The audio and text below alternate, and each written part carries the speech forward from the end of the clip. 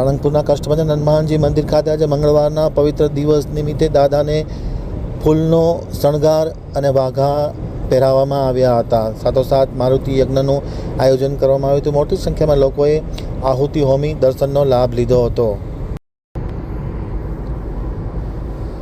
સાળંગપુરથી અમારા પ્રતિનિધિ ચિંતન વાગડિયાનો એક વિસ્તૃત અહેવાલ. શ્રી કષ્ટભંજન દેવ હનુમાનજી દાદાને જરદોશીના વર્કવાળા ફૂલની ડિઝાઇનવાળા વાઘા પહેરાવા સાથે 100 કિલો મોગરા, 100 કિલો ગુલાબ, 25 કિલો ઓર્કિડના ફૂલનો દિવ્ય શણગાર અને 21 પ્રકારની 151 કિલો મીઠાઈનો અન્નકૂટનો ધરાવવામાં આવ્યો હતો.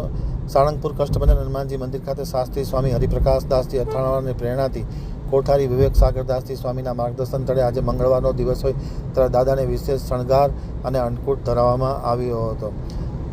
સવારે મંગળા આરતી પૂજારી સ્વામી દ્વારા અને સવારે 7 કલાકે શાસ્ત્રી સ્વામી હરિપ્રકાશદાસજી દ્વારા શણગાર આરતી કરવામાં આવી હતી અને ખાસ કરીને મંદિરના પરિસરમાં મારુતિ યજ્ઞનું આયોજન કરવામાં આવ્યું હતું, જેમાં મોટી સંખ્યામાં લોકોએ યજ્ઞમાં આહુતિ હોમી અને દર્શનનો લાભ લીધો હતો.